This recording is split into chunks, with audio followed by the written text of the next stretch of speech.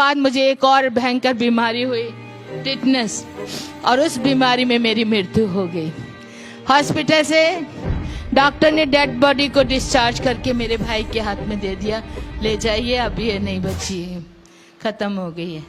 और मेरे भाई मेरी लाश लेके घर पहुंचे। घर में हमारे सब रिश्तेदार जमा हो गए और पड़ोसी लोग भी है। सब ने कहा, अरे शांता, इतनी छोटी उम्र में बच्ची मर गई। कोई कहता नहीं, चलो बेचारी का कोई तो है नहीं, वो इतना दुख उठा रही थी, इतने सालों से मर गई तो अच्छा है। अब मरने के बाद दफनाने का इंतजाम, हमारे रिश्तेदार, मेरे ताए चाचा सारे कहते हैं इसको जलाएंगे, हमारी सरदारों की बेटी है, वहां ले जाएंगे। मेरे भैया ने कहा नहीं नहीं, मेरी बहन है, क्रिश्चियन है, यीशु को मानती है, हम क्रिश्चियन चर्च में लेके जाएंगे।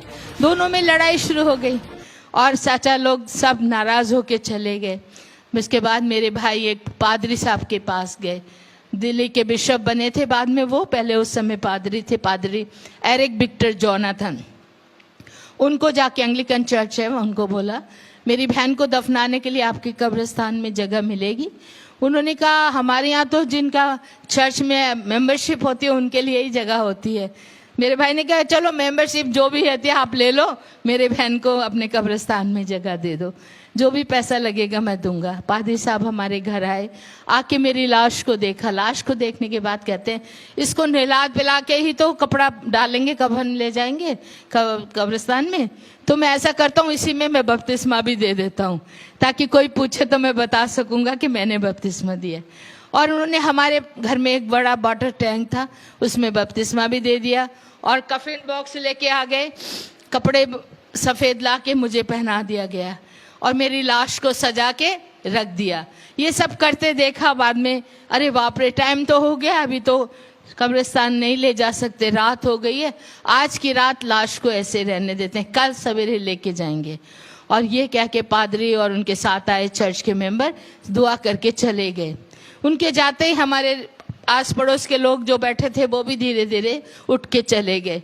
मेरे ब्रदर साधु किशन सिंह अकेले थे और वहाँ पर उनको अच्छा नहीं लग रहा था, दुख भी लग रहा था, क्योंकि वो मुझे बहुत प्यार करते थे। मम्मी पापा के मरने के बाद मेरे भैया ने ही मुझे माँ का बाप का प्यार दिया था, वो ही मुझे पालते थे और उनको दुख भी लग रहा था। लेकिन कहते हैं आप क्या कर सकते हैं, जो हो गया हो गया, चलो अभी इस लाश के पास सारी रात क्या बैठूंगा, मैं भी थोड़ी देर सो लेता हूँ। और इतना कह के मेरे भाई ने क्या किया, अपनी बाइबल ली और मेरे सिर के पास रख दी और स्वयं जाके अपने बेड में लेट गए।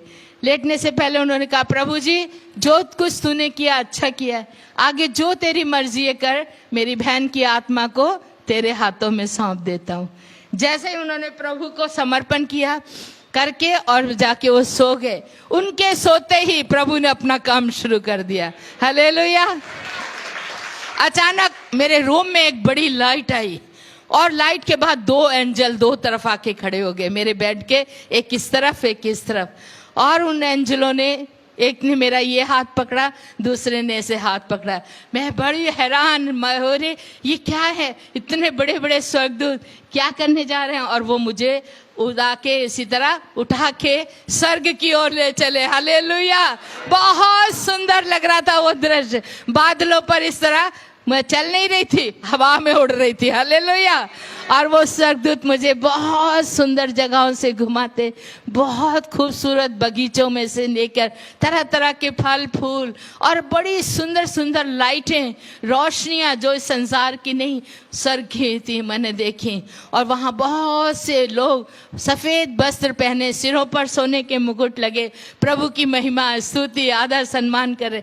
उन लोगों ने मुझे देखा, सब खुशी से मेरा आदर कर रहे। मैं हैरान, अरे ये लोग मुझे जानते हैं क्या।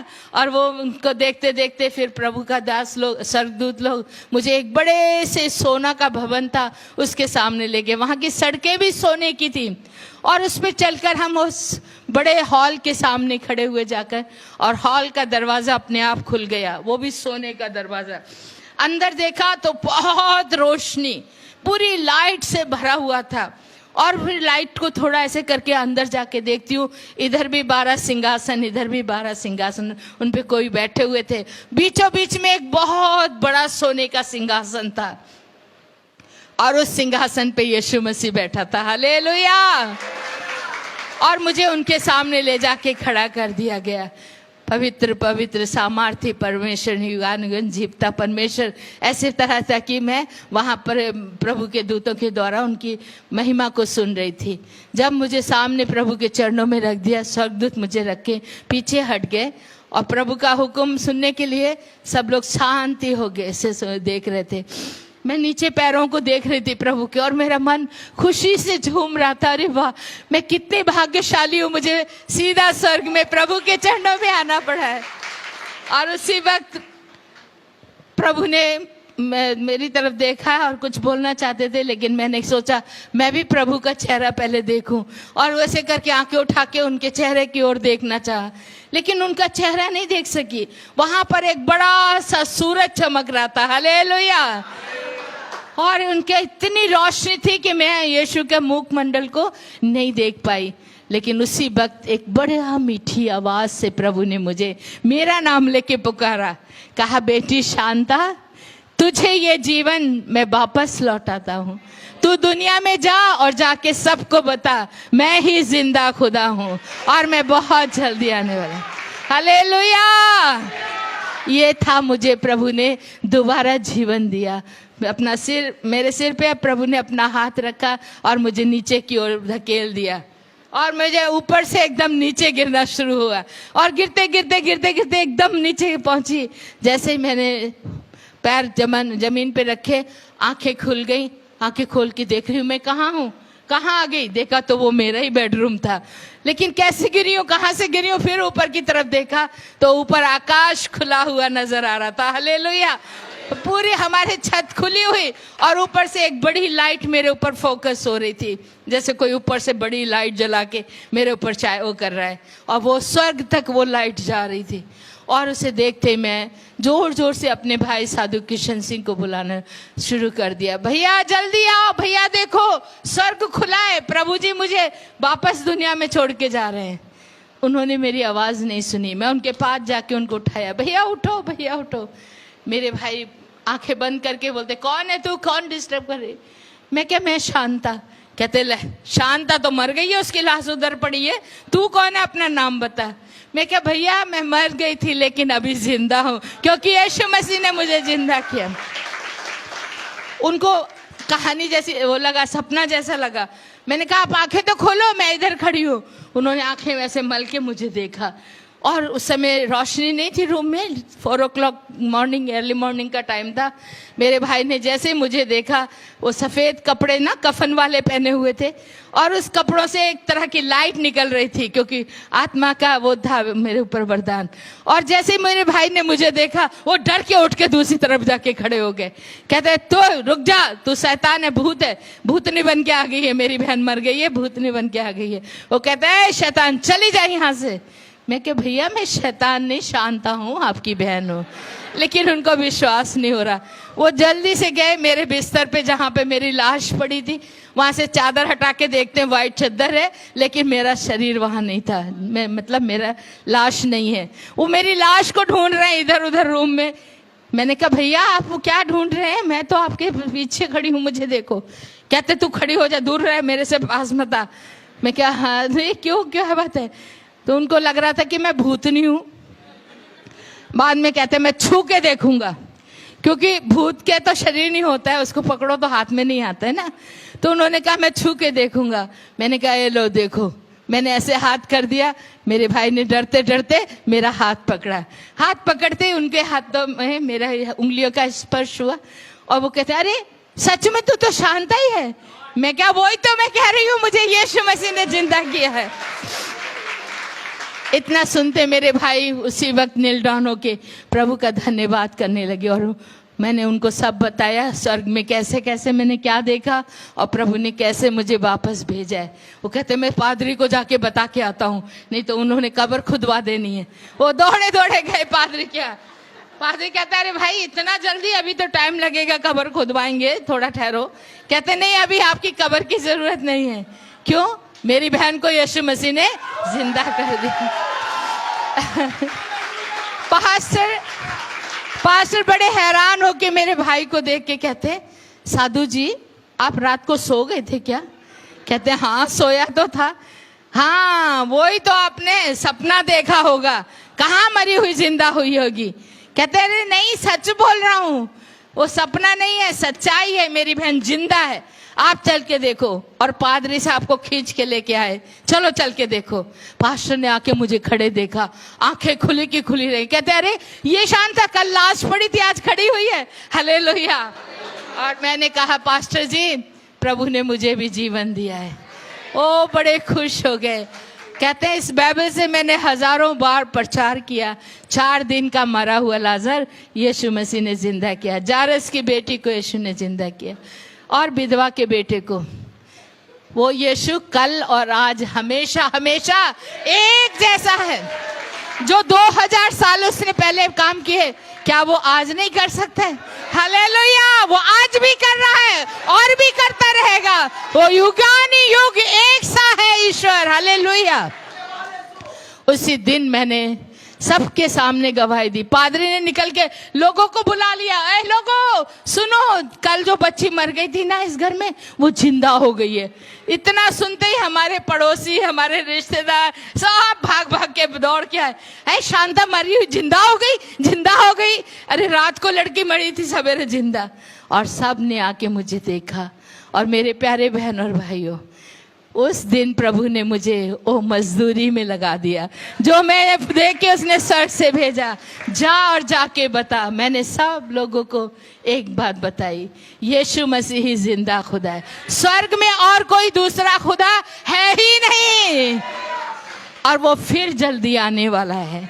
आप उस पर विश्वास करो। मेरे प्यारे बहन भाइयों, इस तरह प्रभु ने मुझे जीवन दिया, और उसी दिन से मैंने अपने आप को प्रभु को अर्पण किया। पहले वाली शांता मर गई, अब ये जिंदा जो है जीवन जो मेरे पास है वो यीशु मसीह का है, और इस जीवन को मैं यीशु के लिए देती हूँ। मैं आज से सेवा करूंगी। मेरे रिश्तेदारों में से सब नाराज हो गए, उन्होंने हमें नहीं जाने देने की सोची। मेरा ताया, मेरे पापा का बड़ा भाई था, मुझे बहुत रखता था अपने पास। कहता खबरदार जो तूने ऐसा आवाज की, तुम हमारी सिक्कों की बेटी है, तुम गली गलों में जाके साधुनी बन के तुम नहीं जा सकती, यीशु की सेवा नहीं प्रचार करना, बस करो, चलो अंदर जाओ। वहाँ इतने लोग सुन रहे थे, बाबा कर रहे थे यीशु की, सबको भगा दिया और हमें मारते हुए अंदर ले गए। मुझे भी, मेरे भाई को भी बहुत मारा पीटा, रूम में बंद करके गालियां दे के कहते तुम्हें नहीं निकलने देंगे। देखो इतना बड़ा चमत्कार देखने के बाद भी उनका मन इतना कठोर पत्थर था, और उन्होंने मारना शुरू किया। कहते इन दोनों बहन भाइयों को आज ही मार डालो। पहले तो भाई साधु बना था, उससे पहले इसका मामा भी साधु। हमारे सरदारों को बदनामी देते हैं, इनको नहीं रहने देना। मारने की उन्होंने योजना बना ली। रात के 2 बजे 2 गुंडे आ गए और खिड़की में बाहर खड़े हुए, दरवाजे को ताला था, हम कहीं भाग नहीं सकते थे। गोलियां सीधी हमारे सामने करके बंदूकें, कहते हैं सीधे हो जाओ, हम तुम्हें मारने लगे हैं, अगर आज भी तुम यीशु को छोड़ दोगे तो तुम्हें छोड़ दिया जाएगा। हमने कहा नहीं, हम अपने यीशु को नहीं छोड़ेंगे। तो ठीक है, बुला लो उसको, वो बचाएगा, तुम्हें देखेंगे। हमने कहा हमारे यीशु को बुलाना नहीं पड़ता है, हमारा प्रभु हमेशा हमारे साथ रहे, वो अपना काम करेगा, हम अपना काम करेंगे। हम अपने प्रभु के लिए कुर्बान होने को तैयार हैं, मर जाएंगे लेकिन प्रभु को नहीं छोड़ेंगे। अब वो गोली मारने लगे। मेरे प्यारे बहन भाइयों, आंखें बंद करके हमने प्रभु से एक ही कहा, प्रभु हमारी आत्मा को स्वीकार कर। मुझे बहुत खुशी हो रही थी, अरे मरने के बाद तो कितनी सुंदर जगह देख के आई हूँ, वहीं जाना है, चलो जल्दी करो जल्दी करो। लेकिन प्रभु का धन्यवाद हो, जैसे वो गोली मारने वाले थे, ठीक उसी वक्त एक बड़े जोर की आवाज हुई, हैंड्स अप। हैंड्स अप की आवाज सुनते वो मारने वालों के हाथ हिल गए। पीछे घूम के देखा तो इतने सारे पुलिसमैन आके खड़े हो गए, और पुलिस वालों ने तुरंत उनको अरेस्ट कर लिया, बंदूकें छीन ली। हमने आमीन करके आंखें खोल के पुलिस को देखा, हम हैरान हो गए। अरे पुलिस तो कभी बिफोर टाइम आती नहीं है, वो तो गैस होने के बाद ही आते, आज कैसे पहले आ गए। और पुलिस ऑफिसर को पूछा मेरे भैया ने, सर आपको किसी ने इन्फॉर्म किया, आप कैसे आ गए सही समय पे? वो कहते हैं हमें किसी ने इन्फॉर्म नहीं किया, हमें पता नहीं था, हम तो नाइट ड्यूटी दे रहे हैं, जाना था दूसरी गली में, पता नहीं कौन सी शक्ति हमें इस गली में लेके आ गई। हालेलुया। वो हमारा परमेश्वर था। तो इस तरह 5 बार प्रभु ने मुझे मौत से बचाया। उसी समय हमने सब कुछ छोड़ दिया। 7 करोड़ की प्रॉपर्टी थी जो मेरे दिल्ली करोल बाग, बहुत अमीरों की रहने की जगह है जहाँ मेरे पापा रहते थे। बहुत कुछ सामान था, सोना चांदी, सब कुछ छोड़ के सबसे कीमती तोहफा, सबसे बहुमूल्य चीज परमेश्वर का वचन लेके हम घर से निकल पड़े। हमें कुछ नहीं चाहिए, यीशु चाहिए। बहुत कष्ट का, दुख का है ये। इसके आगे मैंने बहुत तरह तरह से परमेश्वर की से गुजरी हूँ। मैं आपको फिर समय शाम का भी होगा बताऊंगी। पर ये बता दूं कि जिस समय घर से निकले हमारे ताया जी ने फिर भी हमें मारने की कोशिश की। हम अपनी कार से स्टेशन तक जा रहे थे, 2 बार हमारी गाड़ी पे फायरिंग हुई। इधर से बिल्कुल नजदीक आके किया फायर। ठीक उसी वक्त ऐसा हुआ, गाड़ी को झटका लगा, मेरे भैया का सिर, मेरा सिर पीछे चला गया। इधर से आई गोली, इधर निकल गई, हमें कुछ नहीं हुआ। दूसरी बार भी ऐसे ही हुआ, दोबारा भी उन्होंने फायर किया, फिर प्रभु ने बचा लिया। हालेलुया। और हम स्टेशन पे पहुंच गए। स्टेशन पे जाके कहा जहाँ की भी टिकट ट्रेन मिलेगी हम उसी में चले जाएंगे। और हम सोचेंगे प्रभु हमें वहाँ ले जाना चाहते हैं। वहाँ पहुँचे तो इस प्लेटफार्म पे एक गाड़ी खड़ी थी, आसाम जा रही थी, उस पर आसाम मेल लिखा था। अरे ठीक है, प्रभु शायद हमें आसाम ले जाना चाहता है, हम यहीं जाएंगे। मेरे भाई ने पॉकेट में हाथ डाला मनी पर्स निकालने के लिए, लेकिन वहाँ मनी पर्स ही नहीं था। कहते लो शांता, पैसे भी तो घर छोड़ के आ गए, अब इस टिकट कैसे लेंगे। तभी प्रभु ने एक पास्टर को वहाँ भेज दिया और वो पास्टर ने हमारे लिए 2 टिकटें ला के दी और हमें ट्रेन में बैठा दिया। जैसे ही हम ट्रेन में बैठे, ट्रेन फास्ट हो गई, चलने लग गई। पास्टर से कहा भाई साहब कोई एड्रेस वेड्रेस किसी का है तो हमें दीजिए। वो अपनी डायरी निकाल के लिख रहे थे, लेकिन लिखने के बाद देना चाहा, इतने में ट्रेन इतनी फास्ट हो गई वो हमें ना दे सके, ना एड्रेस दे सके, ना कोई रुपया। हम लोग बिना पैसे के, बिना एड्रेस के, केवल टिकट मिल गया था हमें रंगिया जंक्शन तक का, उसमें सफ़र किया। मेरे भाई ने मुझे समझाया तभी, शांता अभी हमारा परीक्षा काल शुरू हुआ है। हर विश्वासी को परीक्षा से गुजरना है। जब तक आग को सोने में नहीं, आग में सोने को नहीं डाला जाएगा, सोना शुद्ध नहीं होता है। प्रभु हमें शुद्धिकरण करने के लिए परीक्षा में डाल रहा है। तुम घबराना मत, भूखे मर जाना लेकिन यीशु को नहीं छोड़ना। मैं क्या, हाँ भैया बिल्कुल। और किसी के आगे हाथ नहीं फैलाना, कभी किसी से नहीं मांगना। मेरे मामा साधु किशन सुंदर सिंह भी कभी किसी से मांगते नहीं थे। मेरे भाई साधु किशन सिंह ने भी कभी नहीं मांगा। उन्होंने मुझे भी यही सिखाया, मांगना है तो खुदा से मांगना है और किसी से नहीं। मैं क्या, ठीक है। 5 दिन तक मेरे प्यारे बहन और भाइयों भूखे प्यासे उस ट्रेन में हमने यात्रा की।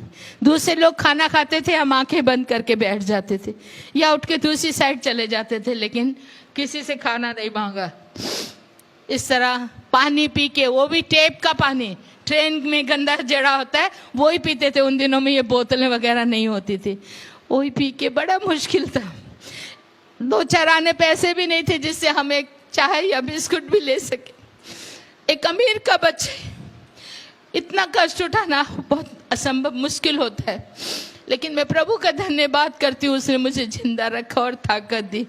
चुपचाप बैठे हुए हम चलते रहे, प्रभु की सेवा करते। और एक ही कहा, चाहे कुछ भी हो जाए मैं अपने यीशु को नहीं छोड़ूंगी, मैं अपने प्रभु की सेवा करूंगी। 6ठे दिन हम रंगिया जंक्शन पहुंच गए। रंगिया पे उतरते हमने देखना शुरू किया, यहाँ कोई चर्च होगा, हम चर्च में जाएंगे। लेकिन वहाँ एक भी चर्च नहीं। किसी को पूछा, वो कहते क्या चर्च, यहाँ कोई चर्च वर्च नहीं है, यहाँ कोई क्रिश्चियन नहीं रहता, भागो भागो यहाँ से। सब लोग हमें धुतकार रहे थे। कभी भी मैंने ऐसा नहीं सुना था। हमारे घरों में हम लोगों की बहुत बड़ी इज्जत, लेकिन उस समय प्रभु यीशु के नाम को लेने से हमारे ठुकराया जा रहा था, लेकिन कोई बात नहीं है, फिर भी चलते रहे। 6 दिन के भूखा हो गए थे, बहुत कमजोर थी, छोटी थी, 14 साल की बच्ची, आप सोच सकते। कई बार बेहोश होके गिर गई, फिर मेरे भाई पानी डाल के उठाते। हम पूरे शहर घूम लिया, सचमुच में वहाँ एक भी चर्च नहीं है। आप आज जाके देख लीजिए, रंगिया में एक भी चर्च नहीं है। थक के हार के फिर स्टेशन पे आके बैठ गए और स्टेशन पे बैठ के रो के प्रार्थना करते हैं, प्रभु जी तेरी क्या मर्जी है हम नहीं जानते, तू यहाँ हमें क्यों लाया है तू ही बता। जब हम प्रार्थना कर रहे थे, एक बंगाली बुढ़ा हमारे पास आके खड़ा हो गया और आके कहते, बंगाली में बोलता है कथे जाबन काके बिसारेन, मतलब कहाँ, किसको ढूंढ रहे हो, कहाँ जाओगे।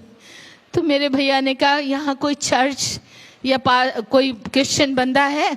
वो कहते एक है ने क्यों ना, मैंने यहाँ कोई नहीं है, यहाँ से दूर एक गांव है हरी सिंगा, वहां जा सकते हैं, वहां पर मिशन हॉस्पिटल है, मिशन स्कूल है, उधर ही क्रिश्चियन लोग रहते हैं और इधर कहीं भी नहीं है। जैसे सुना मेरे भाई को मुझे अच्छा लगा, ठीक है बड़ी बढ़िया बात है। कैसे जाते हैं? वो कहते हैं वो सामने टैक्सी खड़ी है, बस खड़ी है, वहां जाओ, वहां से सीधा बस लेके जाएगा। लेकिन बस में जाने के लिए हमारे पास पैसे नहीं है। मेरे भाई ने उनको कहा भैया कोई पैदल चल के जाने वाला शॉर्टकट है तो बताओ। कहते हाँ हाँ है ना, रेलवे लाइन के ऊपर चल के जा सकते। रेलवे लाइन के ऊपर?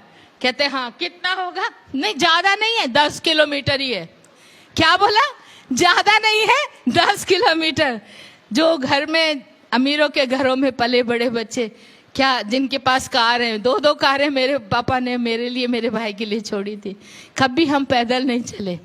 10 किलोमीटर। वो असम वाले क्या कहते हैं, नजदीक ही है, ज्यादा दूर नहीं है, 10 किलो पैदल, क्योंकि वहां वो लोग चलते हैं, हमसे तो चला नहीं जाता। मेरे भाई ने मुझे कहा चलो शांता हम जाएंगे। मैं क्या भैया बिल्कुल नहीं, मैं तो खड़ी भी नहीं हो सकती हूँ, 6 दिन की भूखी प्यासी और मेरे पैर छिल चुके थे। मैंने कहा नहीं मैं नहीं जा सकती, यहीं हम भूखे मर जाएंगे, लेकिन हम नहीं जाएंगे।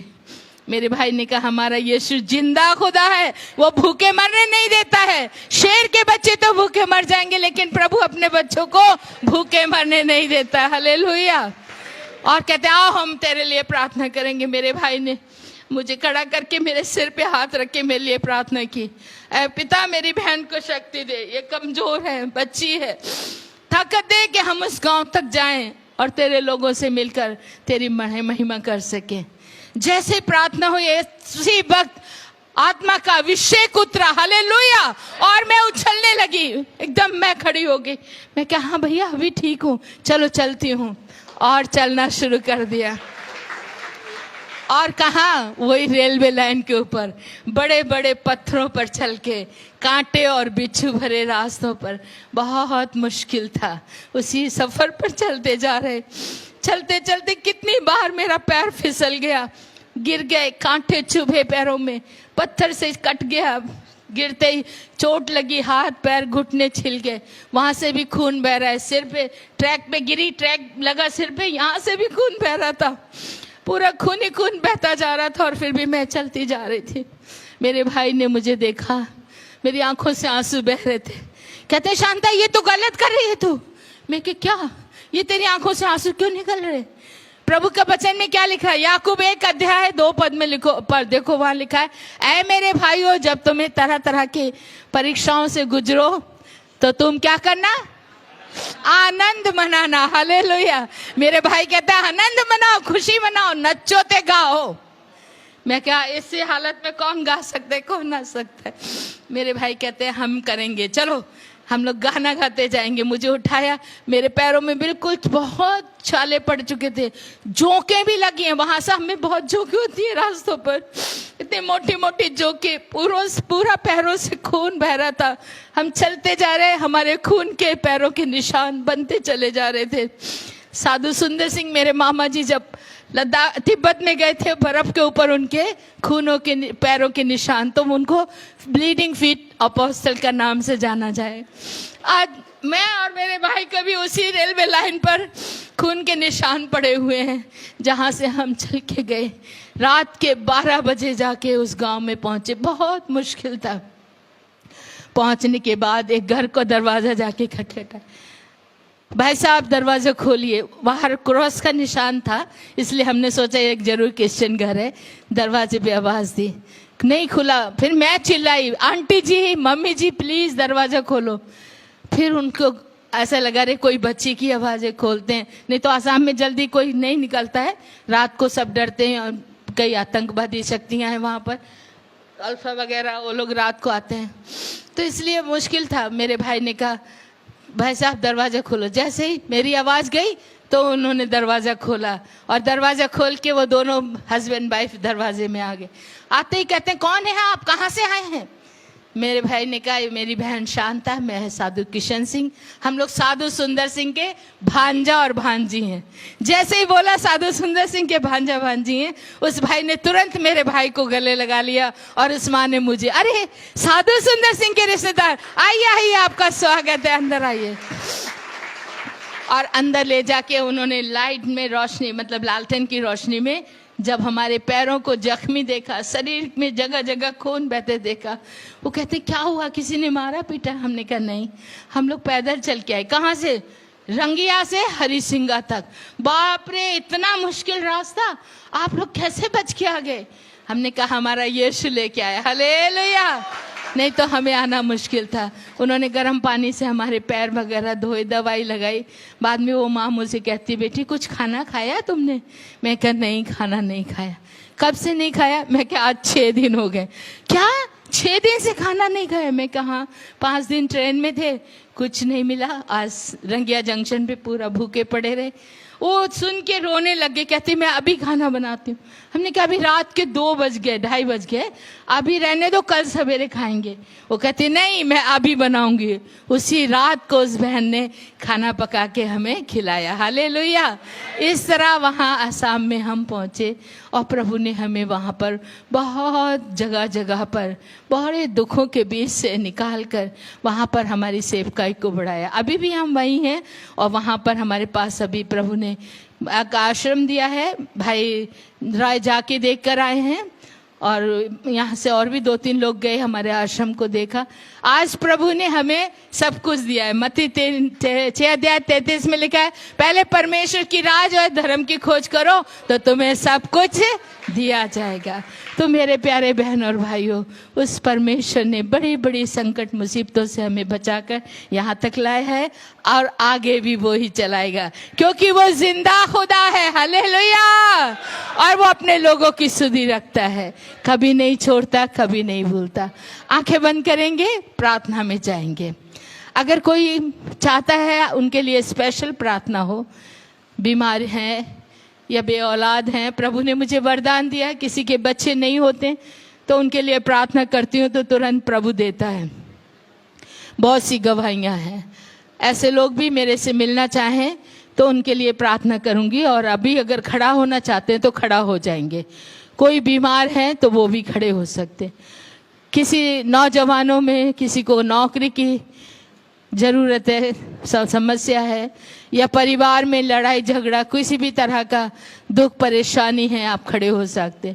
कर्जे के नीचे दबे हुए हैं, उससे भी प्रभु छुटकारा देगा। पिता आप सबों को आशीषित करे। प्रार्थना करेंगे, आंखें बंद कर लें, चुपचाप से प्रभु की ओर ध्यान दें।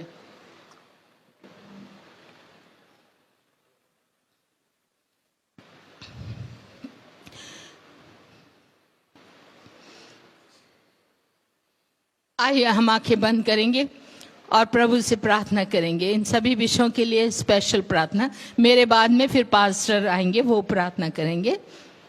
Hallelujah, hallelujah, hallelujah.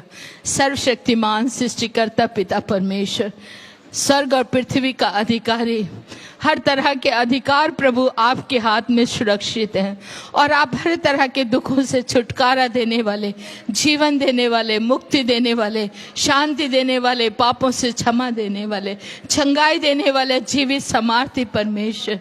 प्रभु मैं इस समय इस सभी बहन भाइयों को जो यहाँ पर खड़े हैं, किसी भी तरह की इनकी समस्याएं हैं, परेशानियां हैं, दुख हैं, मुसीबतें हैं, प्रभु इनसे इनको छुटकारा दे, क्योंकि पिता परमेश्वर मैंने अपने अनुभव से जाना है कि तू जिंदा खुदा है, तू सुनता है दुआ को, तू पूरा करता है हर एक की मुराद को। यहाँ उपस्थित एक एक को प्रभु तू अपनी आशीष से परिपूर्ण कर दे, हर एक को प्रभु तू छू और उनको आशीर्वाद दे, बीमारियों को छू प्रभु और उनको चंगाई दे। अगर कोई दुष्ट शक्तियां परेशान करती है, इसी वक्त यीशु के नाम से मैं हुक्म देती हूँ, दूर हो जाए। प्रेमी पिता परमेश्वर आशीर्वाद दे, इस कलीसिया को बहुतायत से आशीष दे।